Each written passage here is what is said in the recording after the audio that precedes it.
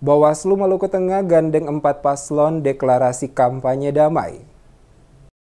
Bawaslu Maluku Tengah menggelar acara deklarasi pilkada damai dan berintegritas bersama 4 pasangan calon paslon Bupati dan Wakil Bupati Maluku Tengah 2024. Dalam acara itu dibacakan 5 poin deklarasi oleh Bawaslu Maluku Tengah dengan para paslon.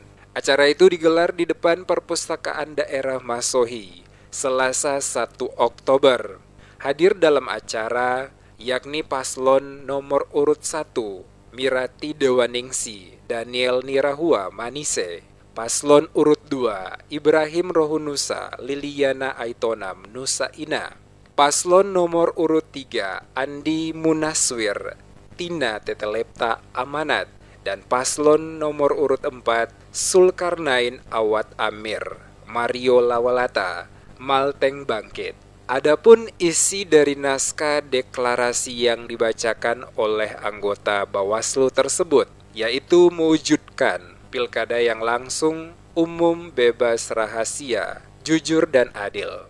Melaksanakan kampanye pemilihan yang aman, tertib dan damai, berintegritas tanpa hoaks, tanpa politisasi sara dan tanpa politik uang, dan melaksanakan kampanye pilkada berdasarkan peraturan perundang-undangan yang berlaku. Ketua Bawaslu Maluku Tengah diwakili Kordif Penanganan Pelanggaran dan Sengketa, Siti Nur Malawat, mengapresiasi kesediaan 4 paslon mendeklarasikan pilkada damai.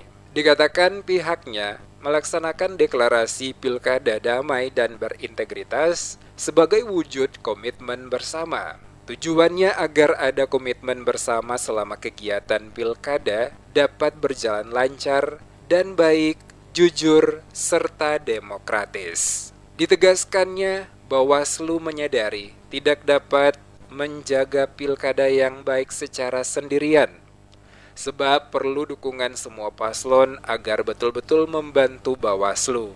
Dengan begitu, Malawat mengimbau seluruh pihak yang terlibat dalam kampanye dapat menjaga integritas.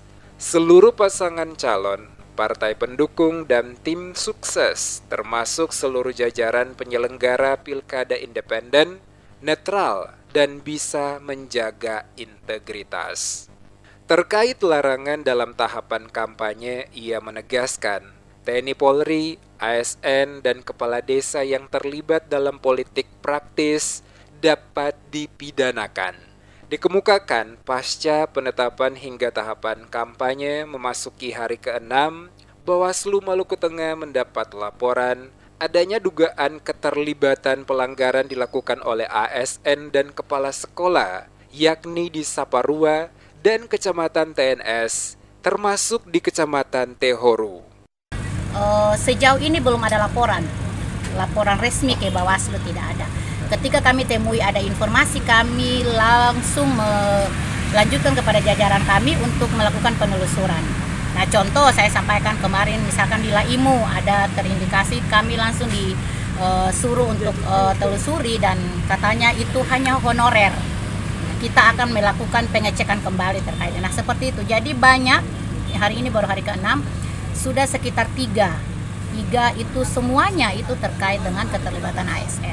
Dan itu menjadi catatan kita bahwa pilkada 2024 di Kabupaten Maluku Tengah ini sampai hari ini hari ke-6 tahapan kampanye itu sudah ada 3 pelanggaran yang dalam tanda kutip sementara masih karena tidak ada laporan, masih hanya berita-berita di media, tapi sebagai pengawas kami tentu harus menanggapi setiap berita yang ada itu. Nah, itu menjadi catatan bahwa yang paling rawan adalah keterlibatan ASN dan kepala desa itu sendiri.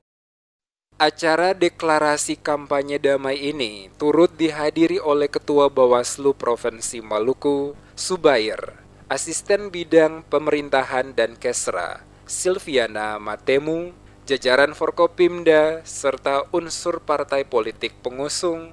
Dilanjutkan dengan penandatanganan deklarasi kampanye damai oleh pasangan calon wakil bupati dan bupati, partai politik pengusul, tim kampanye, para pendukung, dan Forkopimda Maluku Tengah.